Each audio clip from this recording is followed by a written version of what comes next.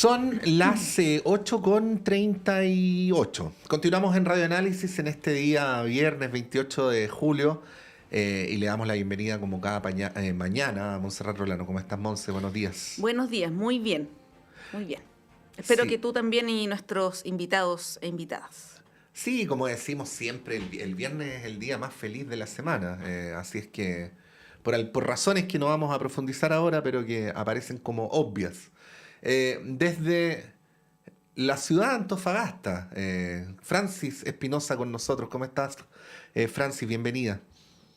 Muy buenos días, Montserrat, Pablo, Patricio. Me contaron por ahí el correo de las brujas que parece que usted está de cumpleaños hoy día, así que muy feliz cumpleaños. Si es Ayer, así.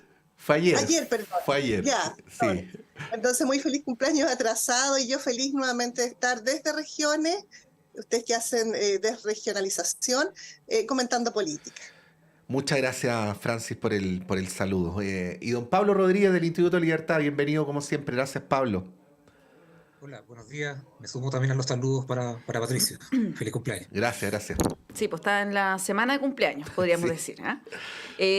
Bueno, yo quiero partir con dos noticias que son de alguna manera de dulce y de agraz de la jornada de ayer para la política, para el país. Una, lo que comentaba Patricio más temprano respecto de la encuesta CACEN, que es sin duda una buena noticia, más allá de todas las complejidades que tiene esta medición.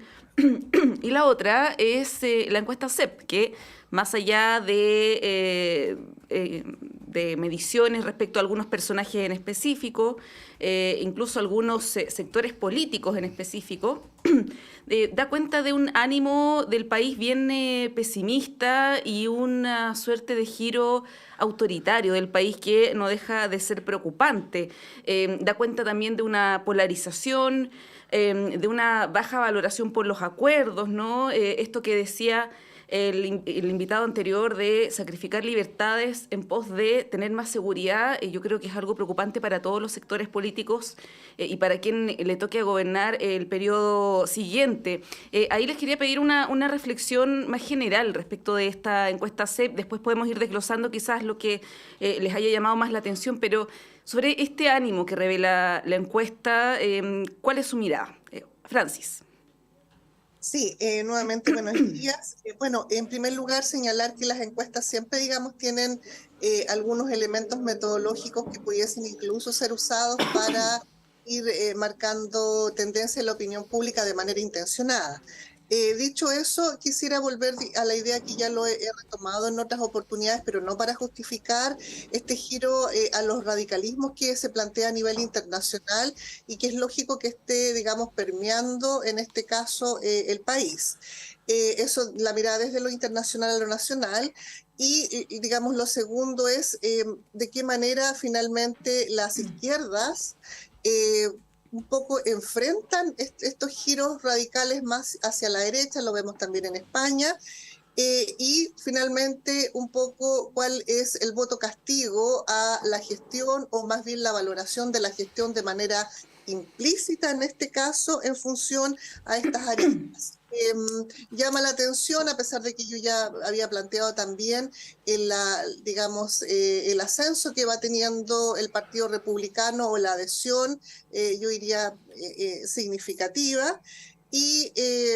Digamos, los temas de polarización preocupantes a portas de conmemorar los 50 años del golpe. Sí. Y, digamos, esta lectura que se ha visto directamente relacionada, digamos, con un pinochetismo incluso fascista, diría yo.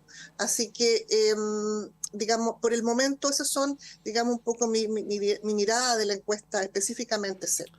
Sí, bueno, Sebastián Izquierdo del CEP recién nos decía, Francis, Monse, Pablo, que no es que el Partido Republicano tuviera una adhesión mayoritaria o hegemónica, ni nada por el estilo, sino que había aumentado, ¿no? Eso es lo que dice en términos concretos y de hecho Sebastián se esmeró en subrayar que lo que la encuesta mide es que hay una alta proporción de la ciudadanía que es o indecisa o apolítica, y que en realidad ese debería ser el número más grande si es que lo procesáramos en términos cuantitativos, ¿no? Y menciono esto porque lo que él planteaba más bien es que, como decía Monse, hay un anhelo por la seguridad que luego se traduce en la adhesión a una determinada oferta política. Y para decirlo así bien resumidamente, el que ofrece más mano dura para enfrentar lo que a la población más le preocupa es el que tiene más apoyo, ¿no? Ahora, de eso no deberíamos deducir automáticamente que ese porcentaje de la población es ultraconservador en lo valórico, ni está en contra de los derechos sexuales y reproductivos de las O los personas, derechos que sociales está en también. contra de los derechos sociales, y así sucesivamente. Entonces, son buenas estas conversaciones porque nos ayudan como a ir desentrañando los aspectos vinculados con las encuestas. Y vuelvo a decir, no es culpa de nosotros los periodistas, pero ya que nuestra forma de transmitir la realidad es a través de titulares, a veces la traducción que se hace de los titulares en términos absolutos cuando estamos hablando de asuntos que en realidad son más complejos, ¿no? Bueno, Pablo, cómo ves el tema?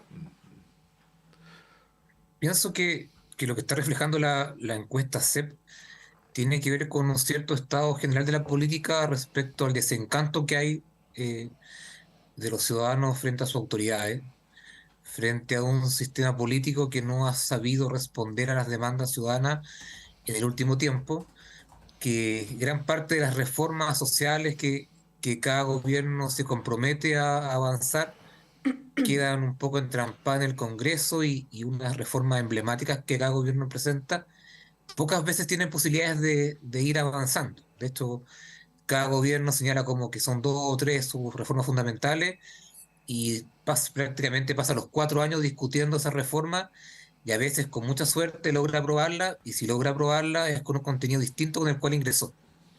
Entonces yo creo que hay un cierto estado en el cual la gente percibe que la política no está respondiendo justamente a sus intereses, a sus Mm, demandas, y eso va significando este giro un poco o un carácter más de buscar soluciones más concretas. Y esto obviamente está atravesado por la crisis de seguridad, que obviamente influencia todo el resto del debate y la percepción que tiene la gente, pero creo que se está imponiendo justamente esa visión donde las personas quieren algo más rápido, más concreto, distinto a lo que están viendo hoy día, y de alguna forma uno podría decir que la política está bastante paralizada hace bastantes años. O sea, vamos cambiando gobiernos de color político, hay una especie de alternancia en el poder, pero creo que la gente está percibiendo una falta de soluciones concretas a sus problemas. Y eso creo que es lo que la encuesta nos está diciendo a través de varias subpreguntas.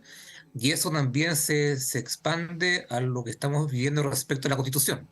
Probablemente vamos a poder hablar más adelante en particular respecto a aquel tema, pero también esta falta de expectativa, de falta de que el proceso constitucional signifique un cambio, también creo que es parte de lo que la encuesta está reflejando, donde la gente tiene muy poca esperanza, por decirlo de una manera sencilla, respecto a lo que puede o no ocurrir con el proceso. Entonces, hay una especie no sé si desconfianza, pero sí de distancia importante entre la gente y las autoridades, justamente porque no está viendo resultados concretos de políticas públicas, de reformas sociales, y esto no solamente de ahora, sino que llevamos prácticamente un buen tiempo discutiendo sobre lo mismo o al menos de cosas parecidas. Creo que la ciudadanía justamente está castigando esa forma de que los políticos no lleguen a acuerdos, no se hagan reformas y todo lo que eso conlleva. mm. Ahí, Francis, ¿cómo, tomando lo último que plantea Pablo, cómo ves ese escenario? Porque ahora lo estamos viendo de manera muy concreta a propósito de dos reformas que están totalmente trancadas, la reforma previsional, ayer la UDI, ya podemos ir a profundizar en eso, pero la UDI presentó su proyecto, digamos, lo digo de esa forma porque es inconstitucional presentar un proyecto en esa materia, donde se plantea mantener las cosas más o menos como están ahora, ¿no? Y en ese mismo documento que plantea la UDI, se propone, o sea, se dice explícitamente que no es necesaria una reforma tributaria. Ambas cosas están ligadas, ¿no? Bueno, ¿cómo ves eso? Porque efectivamente el tema previsional es uno de los asuntos más sentidos por la ciudadanía, junto con la salud. Bueno, ayer la encuesta CEP también lo reflejó, una alza respecto de la preocupación de la ciudadanía por el tema de la salud, que es la tercera reforma que tiene este gobierno en su programa. Y desde la oposición también se plantea, por ejemplo, en materia de salud, que las cosas debieran mantenerse más o menos como están, ¿no? Con el sistema privado, con las características que tiene y fortalecer quizás un poco el sistema público. ¿Cómo analizás ese escenario? Porque, y con el gobierno anterior del presidente Piñera también estuvieron trancadas las reformas, la posibilidad, por ejemplo, de avanzar hacia una reforma previsional, la oposición no cedió, y estamos constantemente en este círculo vicioso y todo apunta a que vamos a seguir así en los próximos años también. Sí, la verdad es que habría, digamos, mucho paño que cortar o mucho análisis pensando que la política es multivectorial. Me parece bastante interesante su pregunta, Montserrat, porque en primer lugar las encuestas reflejan, digamos, estados de percepción, digamos, qué es lo que percibe y también estados de emocionalidad determinados, que bien lo describía Pablo. Ahora, uno se pudiese cuestionar, digamos, esta sensación o esta necesidad de mantener un status quo. Y este status quo político uno lo pudiese, digamos, asociar a distintos factores. Por ejemplo, podríamos pensar, ya que vamos a conmemorar los 50 años, que todavía seguimos en un status quo de enclaves dictatoriales, por lo menos en un modelo socioeconómico, podríamos decir eso, un modelo neoliberal, que impacta en este caso el modelo político. Entonces, pareciera ser que pudiésemos definir, digamos, nuestras necesidades sobre la base de un poco el gatopardismo, que cambie pero nada cambie, ¿no? Entonces, digamos, pudiésemos señalar que este status quo pudiese entenderse desde la perspectiva. En segundo lugar, pudiésemos asociar el proceso constituyente, que tiene escasa energía ciudadana y que en el fondo pareciera ser que también va hacia una especie de retroceso en algunos avances que hemos logrado, en avances sociales que hemos logrado como ciudadanía, tiene un retroceso. Y desde esa perspectiva también volvemos a una necesidad de un status quo. Y si finalmente gana el rechazo, vamos a volver a un status quo que sería esta constitución parchada pinochetista. Entonces, tengo la impresión de que a lo mejor pudiésemos analizar este fenómeno desde la necesidad de un status quo.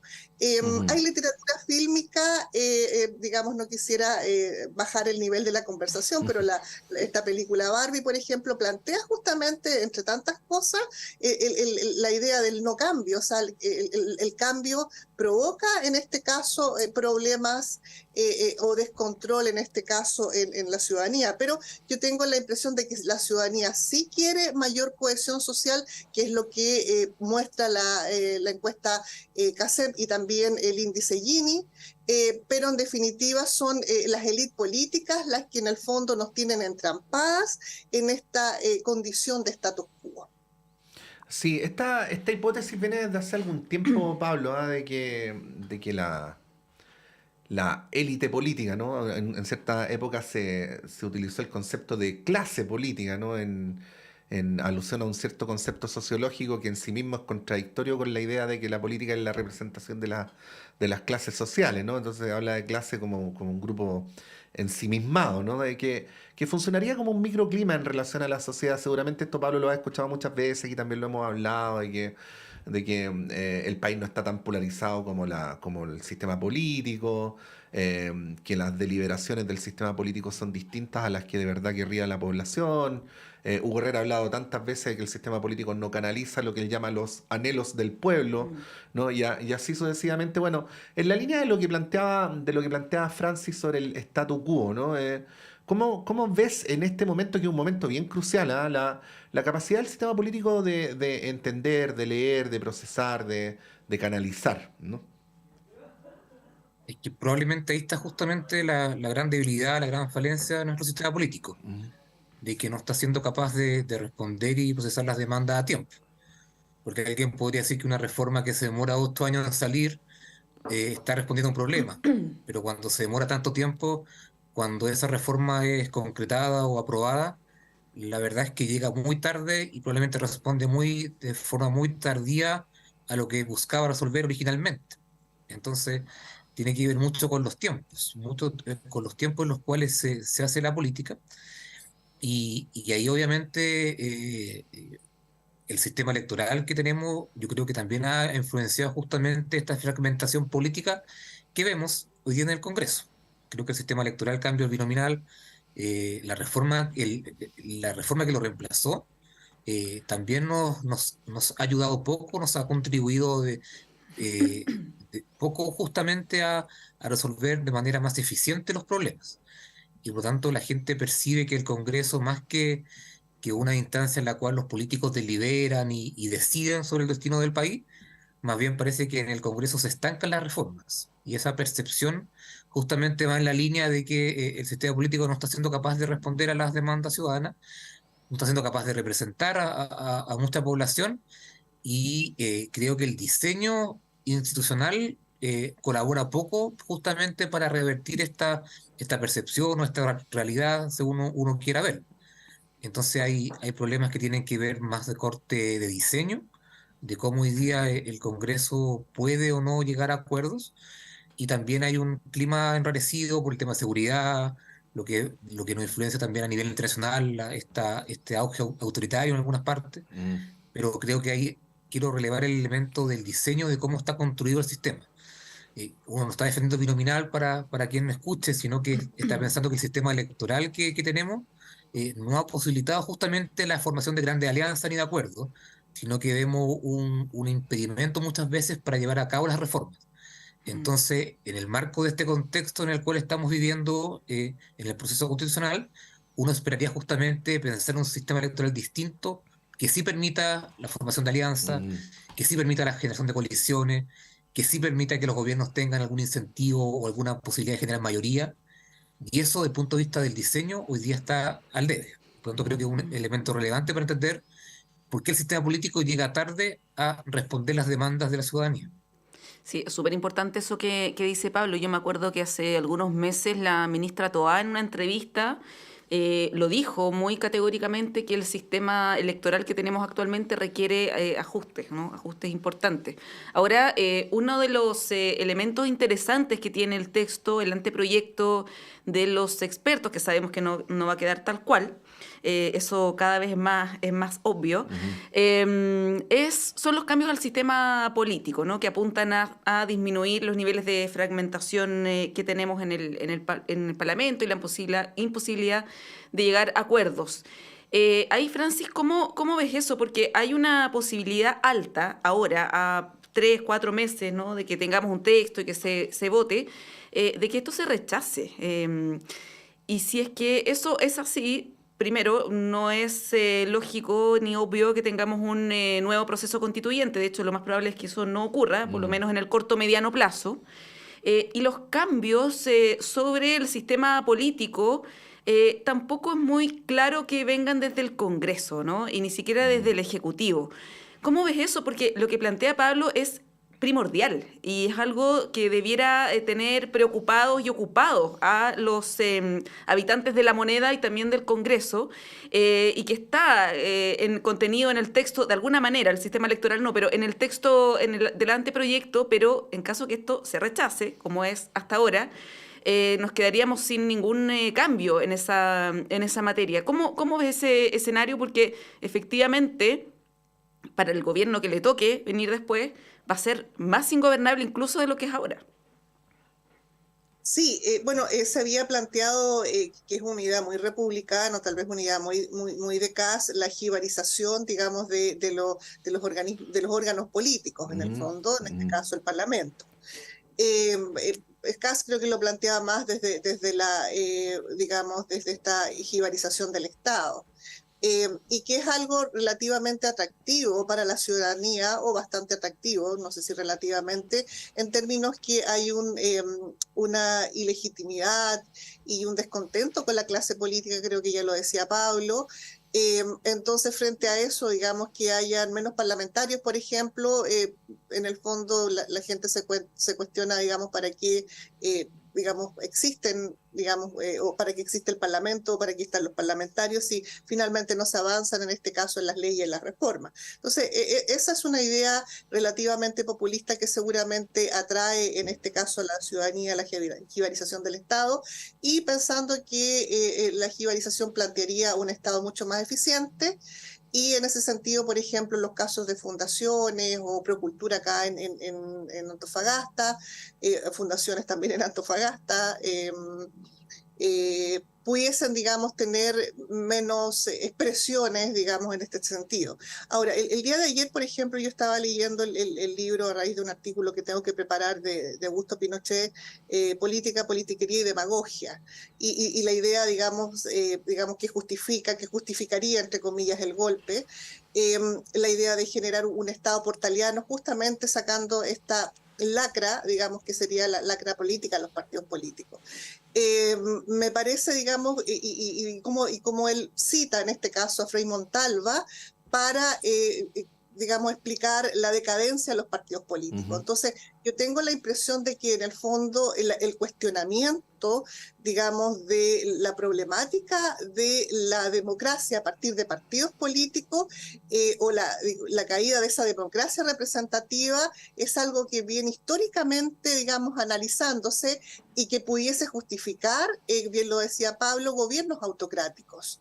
Entonces, gobiernos autocráticos, y digamos, lo digo hasta con temor, porque esto pudiese sonar que estoy afirmando, digamos, que eso debe ser así. Entonces, el cuestionamiento fundamental es, finalmente, qué democracia queremos. Ahora, la pregunta a lo mejor en una próxima encuesta es si se quieren, digamos, gobiernos mucho más autocráticos, estilo portaliano, y no un parlamento. Yo creo que eso atraería, digamos, una población bastante importante, preocupantemente, diría yo. Entonces, yo creo que nuestro compromiso es justamente salvar las instituciones democráticas y en el fondo, un poco hacer nuevas narrativas para entender que el Parlamento y los partidos políticos y la llegada de consensos son importantes para avanzar en democracia, y no la imposición, como bien decía Patricio, de una mano fuerte. Sí, bueno, de alguna manera está relacionado con esto, pero quería que hiciéramos una pasada por la encuesta Cacén a la vuelta, porque el resultado de la encuesta Cacén, entre otras cosas, vuelve a instalar la pregunta respecto a cuál es el rol del Estado y cuál es el rol del mercado en el enfrentamiento de ciertas situaciones sociales. Vamos a un breve alto y lo retomamos Pablo, Francis, Monse, si les parece, a la vuelta. Y si no nos parece, también. Y si no nos parece, votemos, po. Hay que ponerse autoritario, ¿no? A tono con el país. Hagamos una asamblea, ¿no? Bueno, vamos y volvemos.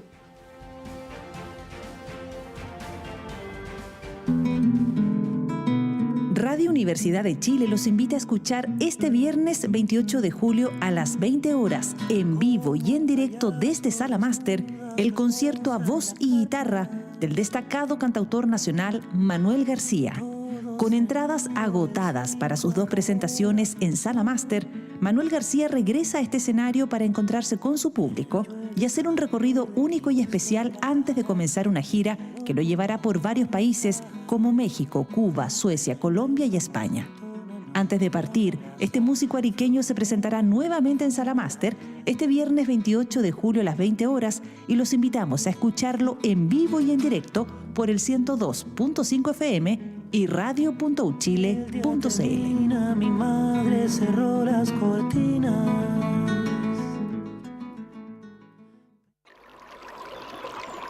Aguas Trayén o Cascada en Mapudungún es la mejor agua purificada con tecnología de última generación. Para más información, visite su página web www.aguastrayen.com.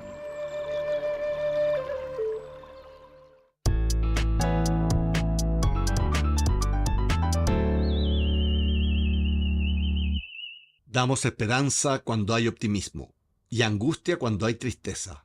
El ruculismo no sirve para nada, pero es absolutamente indispensable. Poetas ruculistas, conducido por el expedicionario Javier Yaxacóndor. por la poeta indisciplinada Rosa Espinosa y el poeta pseudo-místico Francisco Jiménez Buendía. Todos los sábados, 22 horas, por Radio Universidad de Chile.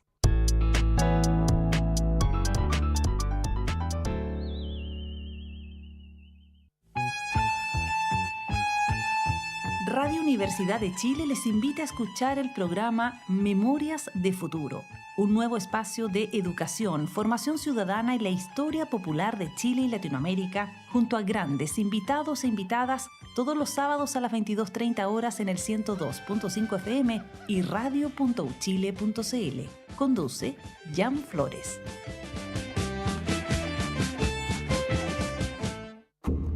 Proyecto 50. Las noticias de los 50 días previos al golpe, analizadas el día de hoy. Un repositorio realizado por el equipo Proyecto 50 y transmitido por Radio Universidad de Chile. De lunes a viernes a las 14 horas y los fines de semana a las 16 horas.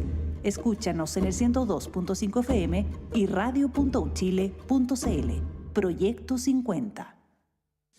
Portal Disc, Cultura Violeta y el Liceo Manuel de Salas te invitan a un gran ciclo de música y teatro que se realizará durante este año en su histórica Aula Magna. Grandes artistas como Pancho Varona de España, Jairo de Argentina y los chilenos Nehuen Afrobeat, Mauricio Redolés, Banda Conmoción, Múrgala Urdemales y Pascuala y la Vaca serán parte de este gran ciclo. No te lo pierdas. Más info y entradas online en portaltickets.cl. El Departamento de Prensa de Radio Universidad de Chile trabaja para mantenerlo informado. Radio Análisis, una transmisión conjunta de las radios que piensan.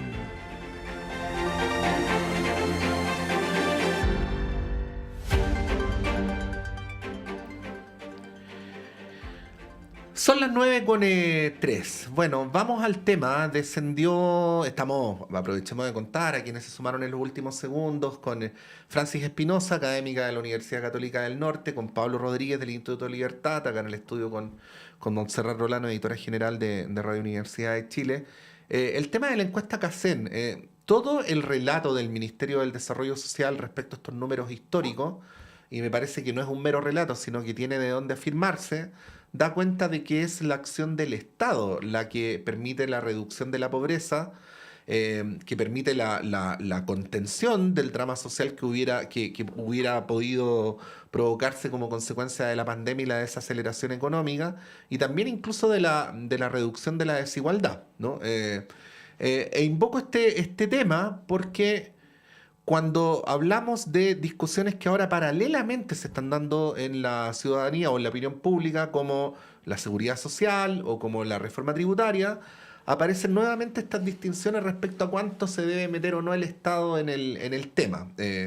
Yo digo de antemano, no es que esté mal, pero lo digo de antemano, ahí ustedes pueden estar en desacuerdo conmigo, que es medio forzado decir que porque alguien se robó la plata en Antofagasta, y además que todavía no se acredita, pero bueno, hay una investigación, que porque hay una corrupción por algunos cientos de millones de pesos en alguna parte, como consecuencia de eso, entonces no hay disposición a aumentar los impuestos, porque son magnitudes distintas y al fin y al cabo la orientación del Estado no debería definirse por episodios, sino por un marco más amplio. Pero bueno, instalo el tema porque creo que uno podría reproducir la discusión que se abre respecto a la CACEN en la discusión tributaria y en las discusiones sobre las pensiones. Bueno, ¿cómo lo ven?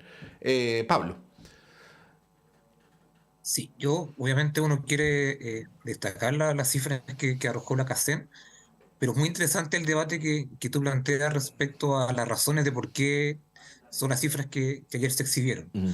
Y la discusión tiene que ver justamente con que si estamos viendo algo más temporal, transitorio, Uh-huh. producto de lo excepcional que fue las transferencias del Estado hacia los ciudadanos post pandemia y durante la pandemia, o si más bien estamos viendo algo más permanente. Yo tendería a pensar que es lo primero, Uh-huh. que justamente hubo una capacidad del Estado que no se ha mantenido ni que se va a mantener por una cosa de capacidad fiscal del Estado, y que obviamente repercutió muy fuertemente en las cifras, que yo creo que nadie esperaba una cifra de ese nivel. pero lo importante, creo, a mi entender, justamente eso, y que tiene que ver con cómo el Estado facilitó condiciones, generó las posibilidades para que las personas, dentro de todo, y siendo súper respetuoso, pasara lo peor, lo menos peor posible los efectos de la pandemia a nivel social y económico. Ujú. Pero creo que ahí está el punto, que cuánto de eso es sostenible en el tiempo, de cuánto justamente nuestra economía también tiene la capacidad para, por ejemplo, generar crecimiento. Y ese debate respecto a cómo la economía crece es algo que está permanentemente en debate, pero que llevamos bastantes años con una capacidad de crecimiento muy baja. Y de hecho, si uno es más estricto aún, el techo del crecimiento de nuestra economía es muy bajo respecto a lo que el país creció hace un par de años atrás. Entonces, justamente en ese sentido, es que tiene que pensar justamente que estos números podrían ser transitorios, lo que cual sería lamentable, pero hay un tema muy de fondo respecto a las posibilidades de crecimiento del país, que justamente son las que puedan generar mayor política social y mayor recaudación para el Estado. Unos me dirán que puede ser la reforma tributaria, una forma de hacerlo permanente, esta transferencia de recursos a la ciudadanía, pero a mi entender pareciera que eso también sería insuficiente. Creo que la economía, sus capacidades económicas, hoy día están bastante, tienen un techo bastante bajo, y eso obviamente influenciará todo el resto de las políticas y los números sociales en las próximas encuestas. Entonces, creo que es pertinente justamente discutir sobre las buenas noticias, si estas son transitorias o no, Ujú. o si estamos viendo más bien algo estructural. Y como le señalaba, yo tiendo a pensar que es más bien lo primero, que tiene que ver con un Estado que actuó de forma excepcional por una pandemia y no tanto por las capacidades propias que ha generado la economía del país y el Estado para hacerse cargo de los problemas sociales. Francis. Sí, digamos un poco, de acuerdo a lo que hablaba Pablo, me puse a pensar y también pensaba en la mañana temprano. eh, el presidente Boric comparte, digamos, el éxito con el presidente Sebastián Piñera. Entonces, tal vez la primera lectura que uno pudiese hacer es, bueno, si bien en un primer momento, digamos, el desarrollo de políticas transitorias a partir del fenómeno de la pandemia o de la pandemia propiamente tal, fue mal evaluado en el gobierno de Sebastián Piñera, pero con el tiempo, porque efectivamente la política requiere tiempo, con el tiempo pareciera ser que las decisiones que se tomaron ya después de los 64.000 pesos, o lo primero, digamos, que se planteó como bono, pareciera ser que las decisiones en las cuales se vio obligado también un gobierno de derecha, finalmente surtieron buenos efectos. Eso implica varias cosas que creo que también lo he señalado, que a mí siempre me ha parecido el gobierno de Piñera, el último, uno de los más socialistas, digamos, curiosamente, de los que hemos tenido con respecto a la necesidad, digamos, de generar condiciones para surfear en este caso, la pandemia. Ahora, desde la perspectiva internacional, hay literatura que habla justamente que América Latina es el continente que peor surfió la pandemia en términos económicos y que tiene menos posibilidades de crecimiento en un tiempo determinado. Entonces, digamos, esa sería una segunda variable. Y una tercera variable, digamos, un poco viendo o escuchando lo que dice Pablo, es, bueno, pudiésemos pensar que a lo mejor fue un fenómeno transitorio, y es un fenómeno transitorio que implica, digamos, ya se ha dicho, por ejemplo, la generación de mayor empleo para generar mayor crecimiento. Y en ese sentido, tendría que pensarse en un Estado prácticamente, como dice Mariana Mazzucato, emprendedor, pero emprendedor en la generación de políticas públicas a largo plazo que sobrepase, en este caso, un gobierno. A pesar de que pareciera ser que viene un gobierno y un poco borra con el codo lo que se escribió con la mano. Entonces, pero pudiese ser que en el fondo hay una discusión con más madurez, creo yo, en la necesidad, lo escuchaba en este gobierno, en la necesidad de proyectar políticas públicas que impliquen un crecimiento. Yo creo que ya es suficiente, creo que me refiero que es suficiente en el sentido de haber impactado también el índice de cohesión social de Gini, y de aquí para adelante efectivamente se requieren políticas más a largo plazo que impliquen un mayor crecimiento, pero ese mayor crecimiento seguramente también pasa por modificar nuestras matrices o nuestra matriz productiva, que prácticamente es exportadora en este caso de prácticamente de cobre. Entonces, el rol del litio, por ejemplo, el hidrógeno verde. Entonces, hay una serie de discusiones que creo que se han ido llevando de manera adecuada, pero evidentemente que no conversan con las reformas, digamos, más preocupantes o que tienen más necesidad en la ciudadanía, que son la reforma de pensiones y los aspectos de salud, etcétera. Educación también. Sí, bueno, los quiero llevar a otro tema, pero que se vincula totalmente con lo que estamos hablando y que nos lleva a otros debates más políticos, más de fondo, que puede parecer algo puntual o incluso anecdótico, que es esta propuesta que hace ayer la UDI, su propuesta previsional, donde apuesta todas sus fichas a la PGU, a un aumento en la PGU, y plantea que el 6% tiene que ir íntegramente a las cuentas individuales.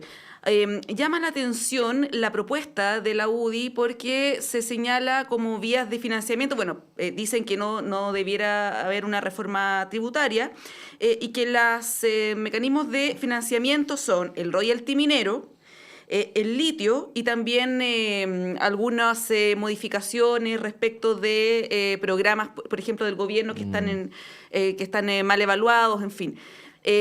Salió a responderle ayer el ministro Marcel, también la ministra Jara, acusando irresponsabilidad por parte de la UDI porque no estamos hablando de ingresos que sean permanentes. En el caso del royalty minero, esos recursos son para las regiones, ¿no? No son para financiar una política pública a nivel nacional. Entonces, bueno, el tema de la irresponsabilidad y de la propuesta que se hace, por un lado, ¿no? Que tiene quizá comentarios por sí misma.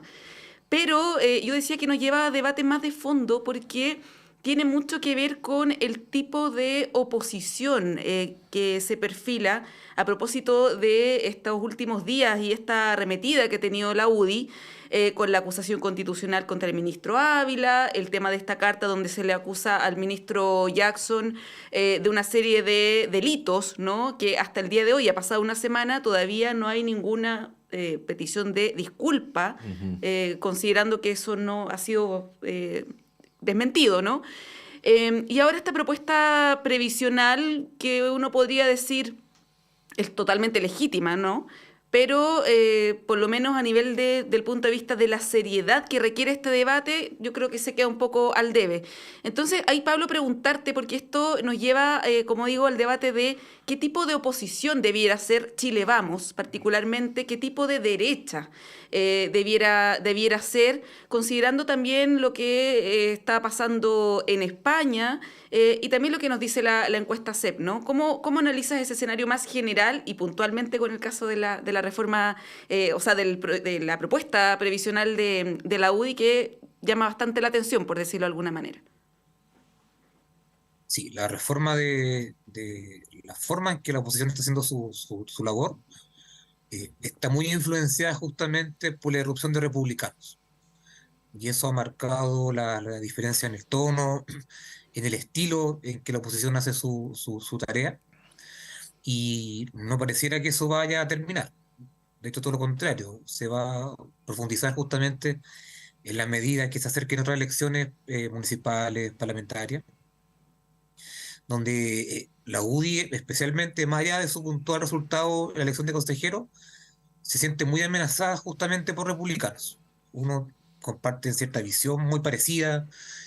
Si uno empieza a revisar un poco más profundamente, mucha gente que está en republicano fue parte de la UDI o muy cercana a la UDI, también fue parte o cercana a RN, y por lo tanto uno ve una cierta percepción de inseguridad electoral respecto al futuro, justamente por la fuerza que ha ido agarrando republicano, y eso marca todo lo que tiene que ver con una posición que así se muestra mucho más dura.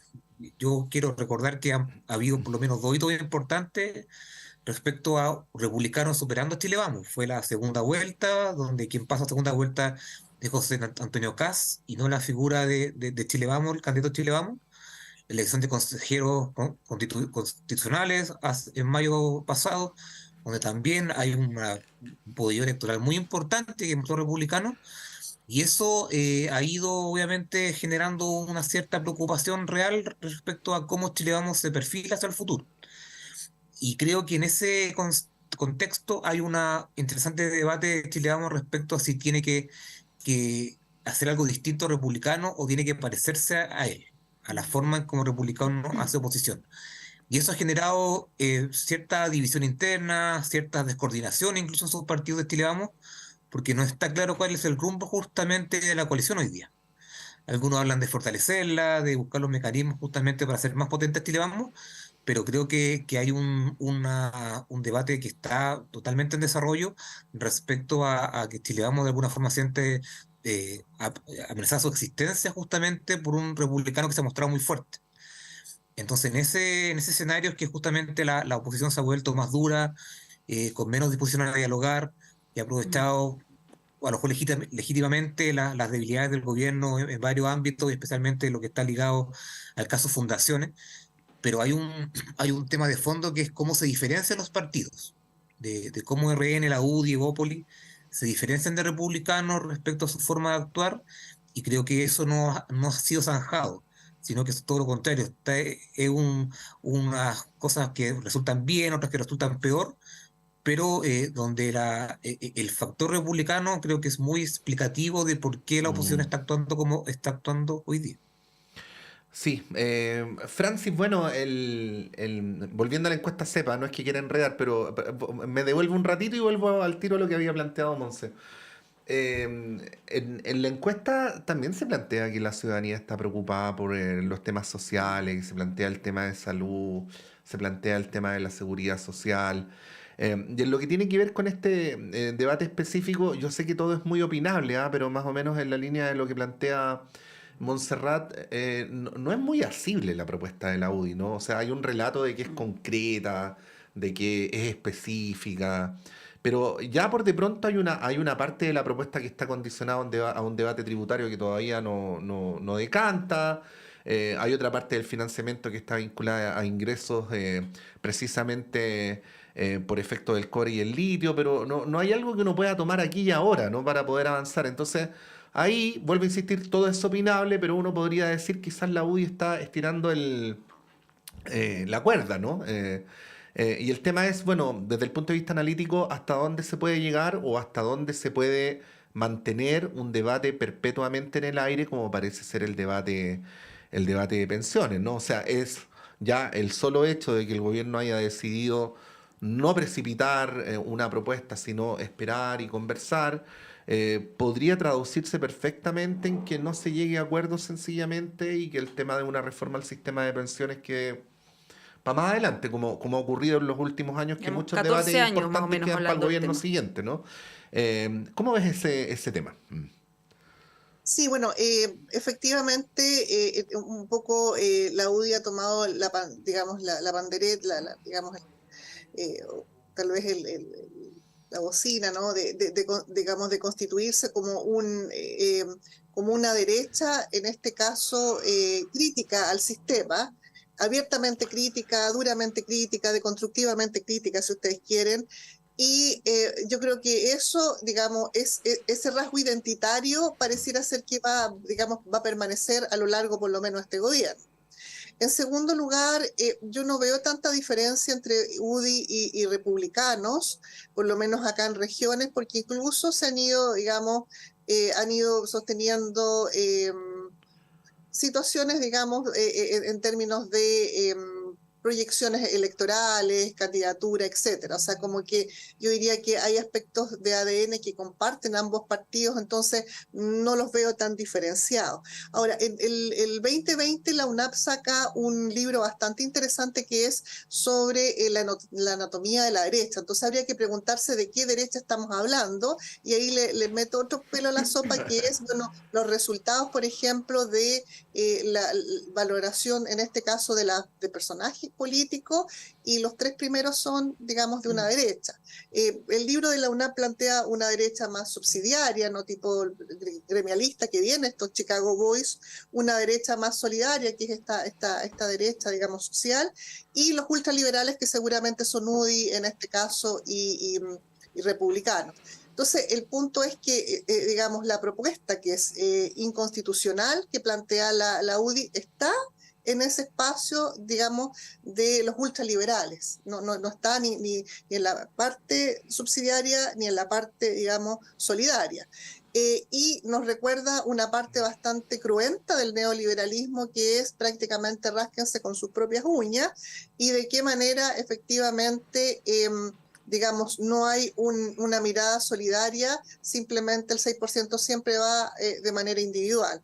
Yo creo que la mayoría de la gente a lo mejor quiere eso también, o sea, tenemos un chip súper neoliberal.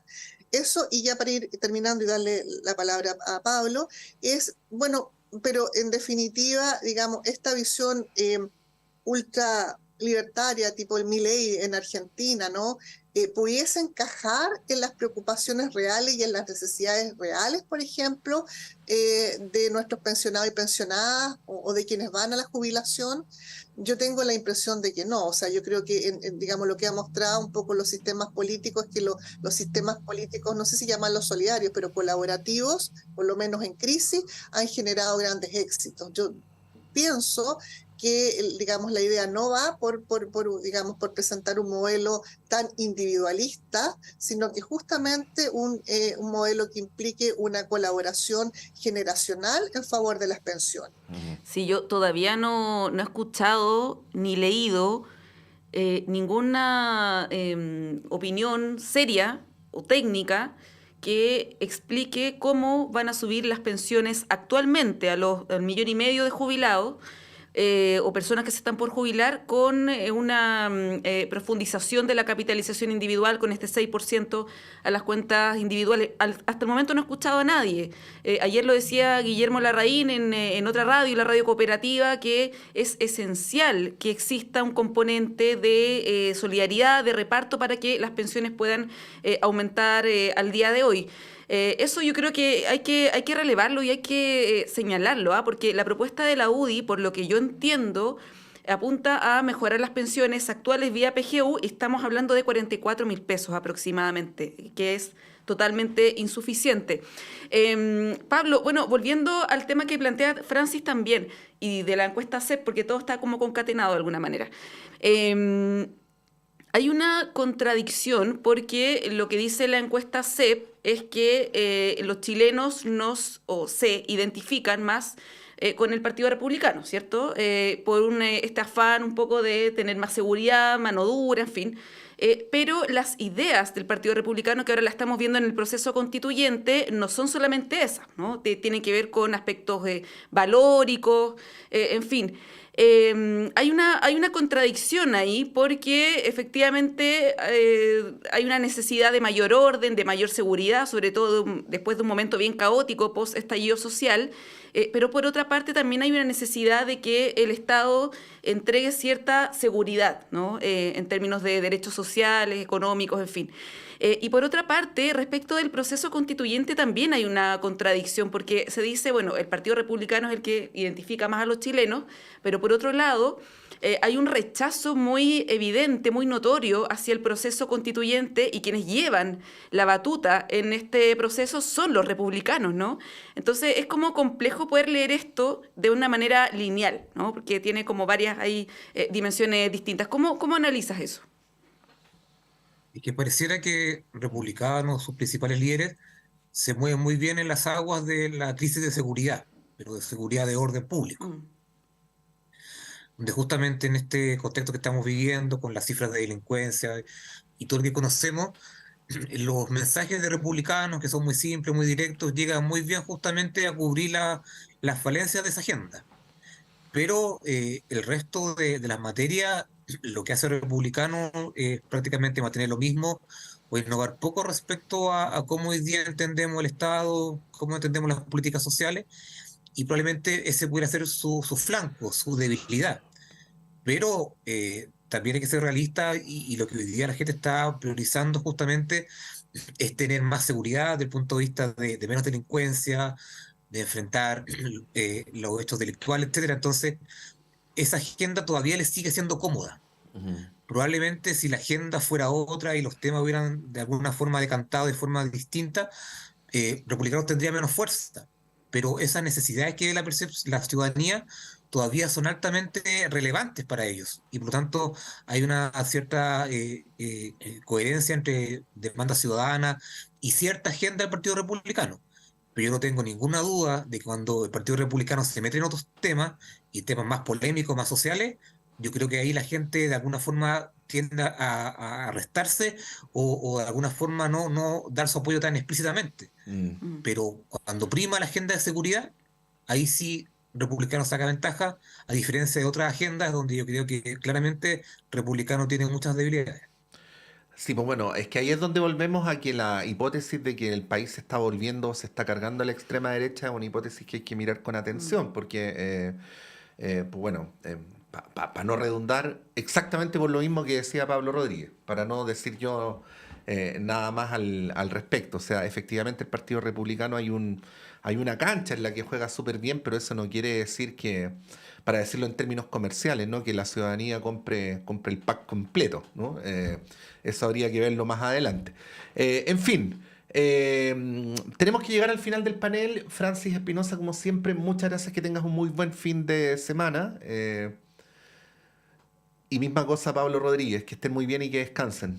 Tenemos pendiente ver Muchas la gracias. película Barbie, ¿ah? Lo hablamos en la pausa con Pato. Sí, Ya la Monse y yo nos comprometemos Vea. públicamente a ir a ver la película Barbie para poder comentarla. Jaime también. Sí. Sí, Vestidos de rosado. ¿Sí? claro, Ah, bueno. por favor. ¿Qué más da? Bueno, vamos a un breve alto y a la vuelta vuelve Claudio Medrano con ustedes y con una entrevista muy interesante para que por favor la escuchen. Estaba pensando